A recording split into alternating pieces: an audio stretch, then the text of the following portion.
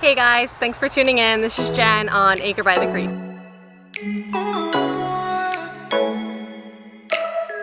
On today's 2-Minute Tuesday, I'll be showing you the best way to fertilize your garden. By the end of this video, you will have an action plan to know exactly what to do when it comes to fertilizing your plants. No more getting confused with all of the different types of fertilizers and all of the numbers. These are the exact methods I've been using this year in my garden, and everything has been growing like crazy. Whether you plant your garden in containers, in raised beds, or directly in the ground, when you plant, you want to put in a granulated fertilizer somewhere in the range of a 5-5-5. Give or take a couple of numbers up or down and you'll be just fine. This is a tip that I learned from Gary on the Rusted Garden. After you've gotten your plants planted in, you want to get them watered in with a fish emulsion fertilizer. This will help establish the plants, it feeds the plants and the soil microbes, and it improves overall soil structure. You want to use a fish emulsion watering every 7 to 10 days. I like to use it when we have not been getting enough rain to meet all of the plants' watering needs. Some people will stop using fish emulsion when their plants are well established and producing.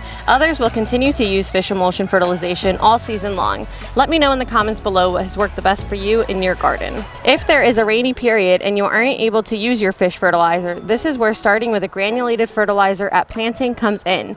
You know that your plants will have food because you put that backup plan in at the very beginning. You also want to re-fertilize with granulated fertilizer every so many weeks according to your fertilizer's package after your initial planting. If you're using this Alaska fish fertilizer, a little bit better than a half a cup will do the trick for a 5-gallon bucket. An easy way I found to mix a larger amount of fish fertilizer is by using a 5-gallon bucket with a spigot drilled into the front. I wish I could say this was my genius idea, but I actually saw it on a gardening Facebook group I'm a part of. So thank you so much, Pam, for sharing this great idea with so many gardeners. When I wasn't using this method, I used to refill my watering can and remix several times.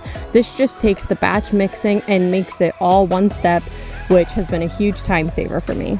If you have any questions about the way I fertilize my garden, be sure to leave them in the comments below. If you enjoy gardening and gardening tips with the occasional home project thrown in, be sure that you're subscribed to my channel and turn the bell on for notifications so that you make sure you never miss a video when I upload. You can also keep up with me on Instagram right here. If you made it to the end of this video, please be sure to give it a thumbs up. I'll be back on Friday with another video. Thanks for watching. I'll see you guys next time.